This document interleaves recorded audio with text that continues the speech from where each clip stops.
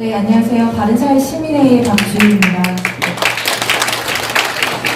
제가 토론론을 준비하면서 느끼는 거는 건국 70년 동안에 건실하게 정말 지탱해온 대한민국이 곳곳에 균열 있고 붕괴가 되는 그런 조짐을 와 있구나.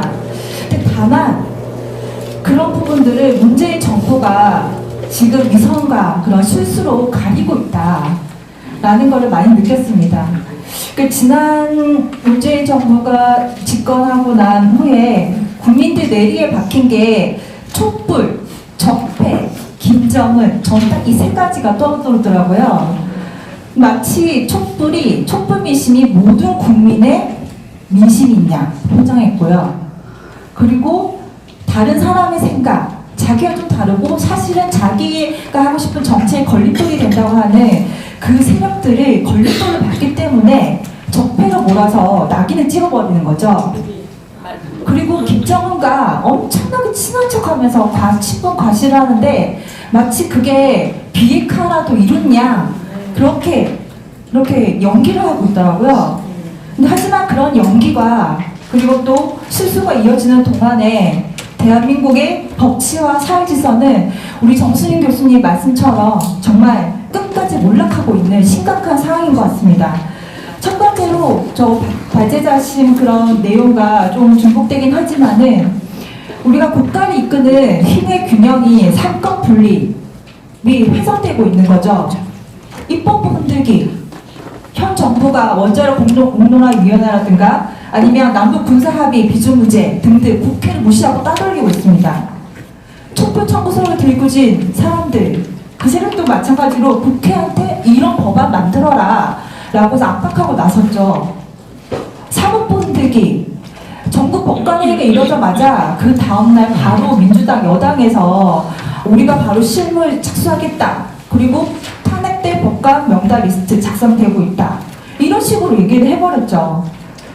근데 그 삼권에 있는 입법부와 사법부의 두 중추기관이 무너지고 있는 그 사이로 서서히 마비되고 있는 그런 중에 행정부 수장의 대통령은 자기 사람을 심고 있는 거죠. 캠코더 인사. 본인한테 쓴소리하는 집단을 그냥 밟아버립니다. 자기야말로 제왕적인 권력으로 스스로 가고 있는 그런 모양새이죠. 두 번째, 아까 적폐를 말씀드렸습니다. 모든 사람을 분노하게 만듭니다. 분노하고 적대 정치를 하고 있습니다. 그런 게 바로 공화국의 위기로 가고 있다. 저는 주변에 제 주변에 있는 사람들이 일반 사람들까지도 다 이념 정치적으로 줄 세우기를 하고 있는 느낌이 많이 듣거든요. 이게 공무원들은 되게 심각합니다. 이전 정부에 일했던 사람들, 어떤 공공개혁이라든가 아니면 노동개혁 등등 추진했던 공무원들이 모두 그 아연 실색을 하고 한 집으로 물려났습니다. 누가 열심히 일하는 사회가 되겠습니까? 그러다 보니까 많은 사람들이 다음에는 우리나라 어떤 대통령 뽑을까라는 생각이 아니고 내가 받은 이 상처, 내가 받은 이 분노 이걸 어떻게 복수할까 증오투표를 하는 거죠. 민주공화국의 파멸로 가는 길이 바로 그게 아닌가. 세 번째로 저는 법치성의 붕괴가 정말 심각하다고 보는데 법치를 거스린 자들이 어떻게 이렇게 위인 대접을 받고 있냐. 경찰은 집회 시가 어떻게 되든 집 팔짱 끼고 있어요. 누가 두드려 맞든 간에. 그게 바로 국민들에 대한 치안의 공백으로 오는 거죠. 그런데 이 어수선한 분위기를 타서 공익의 수호자가 되어야 될 사람들, 아까 말씀하신 정치하는 검사들, 정치하는 판사들, 그런 분들이 정치하려는 세력들이 득세하고 있는 그런 상황입니다. 법치붕괴로 저는 가장 정말 주범이라고 하고 싶은 세력들이 촛불 세력이라고 하는데 촛불 세력의 그런 법치 붕괴와 그리고 정부의 방조 이 두 조합이 정말 절묘하게 맞들어서 법치를 붕괴하고 있지 않은가. 민주노총 보셨죠? 공공기관을 점거하고 민간 기업의 임원 폭행하고 이렇게 안하무의식의 폭도가 이뤄지는데도 불구하고 정부는 손 놓고 있습니다. 근데 전 민노총이야말로 정말 최대의 수혜자라고 생각하거든요. 자기들이 싫어했던 그런 노동개혁에 대한 양대 지침이라든가 뭐 성과연분 이런 다 폐기됐고요. 근로시간 단축 이뤄졌고요. 최저임금 인상됐고요. 근데 이거 하나 양보해라 라고 했던 탄력근로제 확대 이 부분은 물러설 수 없다라고 하고 촉파업 투쟁으로 나갔던 거죠. 두 번째 촛불 세력인 정규조. 정규조의 수건 사업은 자기네들 해직교사들의 노조가입을 승인해라라는 겁니다. 그렇게 이제 투쟁의 동력이 들끓는 거죠. 그렇기 위해서 정말 극단적인 선택의 법의 노조까지도 선택했던 정교조입니다. 그런데 이렇게 법으로 1심, 2심 법원에서도 그 결정이 맞다, 법의 노조 결정이 맞다, 헌재에서도 교원노조법이 위헌이 아니다 라고 하니까 이제는 법을 개정해서라도 자기네들 주장을 관철시키겠다고 거꾸로 하고 있는 거죠. 법이 만들어진 법에 따라서 규정을 만들었는데 자기네 규정이 맞으니까 그 규정에 맞게 법을 공치겠다라고 압박하고 나서고 있습니다. 무엇보다도 정부가 이렇게 방조하고 있는, 장단을 맞추고 있는 거죠. 거의 정부가 무반응 하거나 아니면 뒷분 조치를 하거나 과연 이렇게 그냥 민노총이 오히려 무소불위의 안하부인 권력을 가지게끔 그냥 권력을 안겨준 셈이 아닌가. 더 재밌었던 건 노동계가 그렇게 촉파업을 벌이는 동안에 그 전에 바로 전날에 경제사회노동위원회라고 하는 곳을 노동계를 달리기 위해서 그 해직자, 실업자도 노조에 가입하게끔 하겠다, 그렇게 하는 법안을 개정하겠다, 이렇게 노력하겠다라는 깜짝 쇼까지 벌였습니다. 노동계 떼법을 화답을 하는 그런 기자회견까지 했던 거죠. 근데 저는 우리나라가 이 노동계 촛불 세력들을 제대로 다스리지 못하면, 통제하지 못하면 법치 공개는 더 가속화될 것이다. 근데 더 문제는 노동계는 지금 엄청난 세를 불리고 있거든요. 학비노조, 학교비정규직 노조라든가 특보 종사자들까지 지금 다 끌어들이고 있고요. 그리고 사회서비스원 이런 설립을 위해서 요양사라든가 아니면 어린이집 교사들 다 끌어들이고, 최근에 있는 그런 유치원 사태 같은 것도 공공화시켜서 유치원 교사들도 결국에는 민노총 소속으로 만들겠다라는 그런 속셈이 아닌가.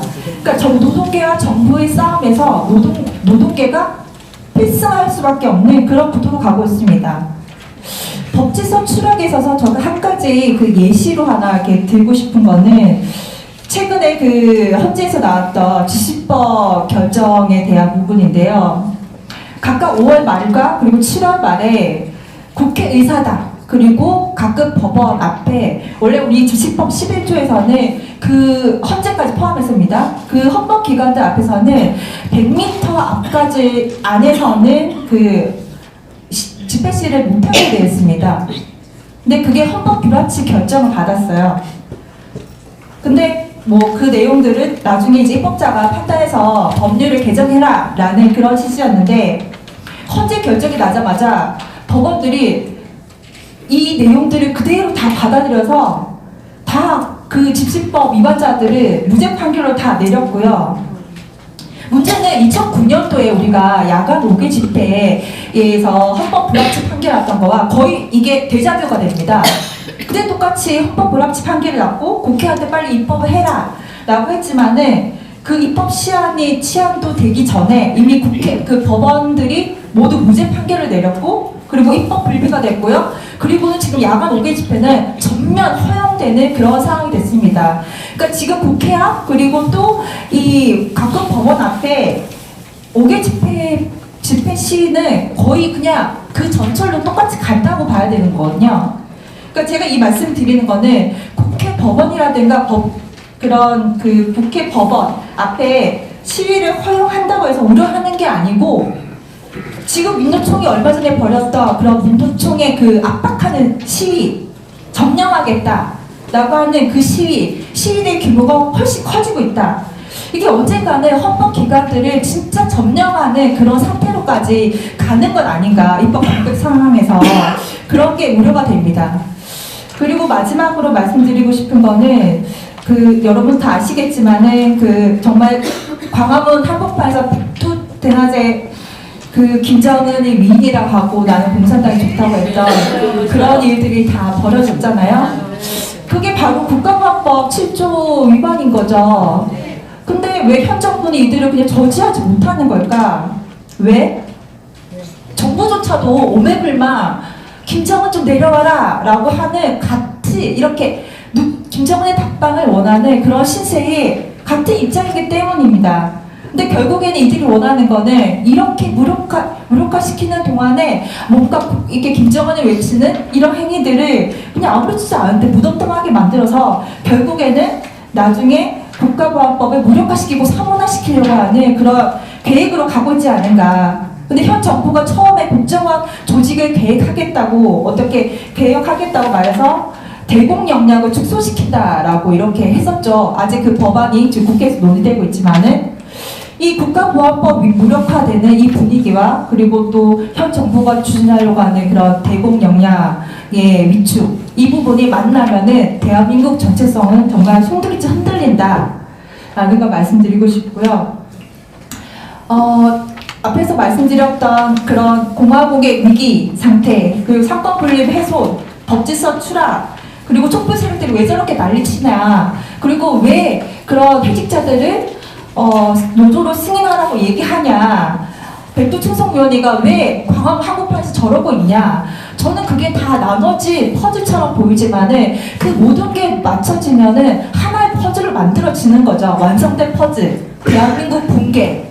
저는 아까 그 이인호 선생님께서 말씀하셨듯이 그 퍼즐이 완성되고 나서야 우리나라 국민들이 아, 이게 그런 문제였구나. 이 사람들이 이래서 이랬구나.